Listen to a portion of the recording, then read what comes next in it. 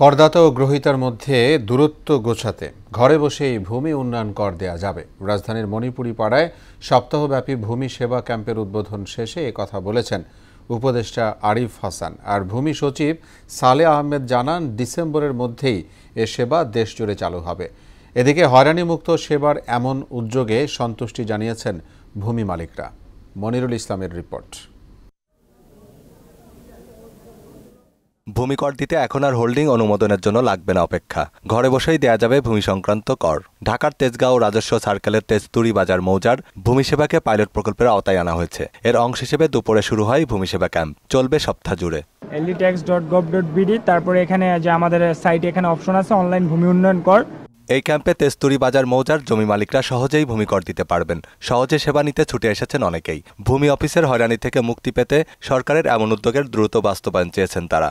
এই যে খাজনা দিয়ে গেলাম, এখানে আমার দামানা শেষ, আমার ভূমি অফিসে যাইতে হলো না, আমার গাড়ি ভাড়া লাগলো না। দুর্নীতিমুক্ত সমাজ গঠনে সরকারের যে পদক্ষেপ সেটা নিশ্চয়ই নিঃসন্দেহে আমরা তাদের সাপোর্ট করি। আমি যেখানে আসছি অনলাইনে আমি আমার খাজনাটা দিতে পেরেছি। ভূমি মন্ত্রণালয়ের এই প্রকল্পে পরামর্শক হিসেবে কাজ করছেন সাবেক সচিব হান্নান মিয়া। তিনি বলেন, অনলাইনে প্রদত্ত কর তাৎক্ষণিক জমা হবে সরকারি কোষাগারে।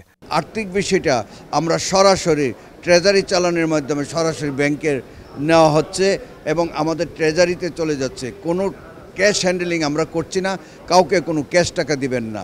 সচিবের মতে, ভূমি কর দেয়া মানেই জমির মালিকানার সুরক্ষা নিশ্চিত করা। ভূমি মন্ত্রণালয় আগে যেভাবে কাজ করে এসেছে, জুলাই আগস্ট অভ্যুত্থানের পরে আমরা সেখান থেকে সরে আসতে চাচ্ছি। আমরা বেরিয়ে এসে নতুনভাবে জনগণের কাছাকাছি এসে সেবা প্রদানে আমরা প্রতিশ্রুত।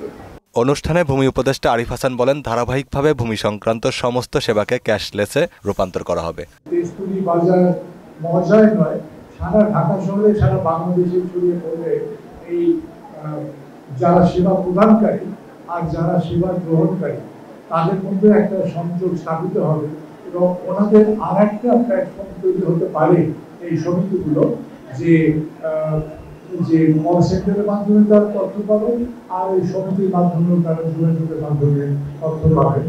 সরকারি সেবাকে জনবান্ধবের পাশাপাশি মানুষের দোরগোড়ায় পৌঁছে দিতে অন্তর্বর্তী সরকার কাজ করছে বলেও জানান আরিফ হাসান। মনিরুল ইসলাম, মোহনা সংবাদ, ঢাকা।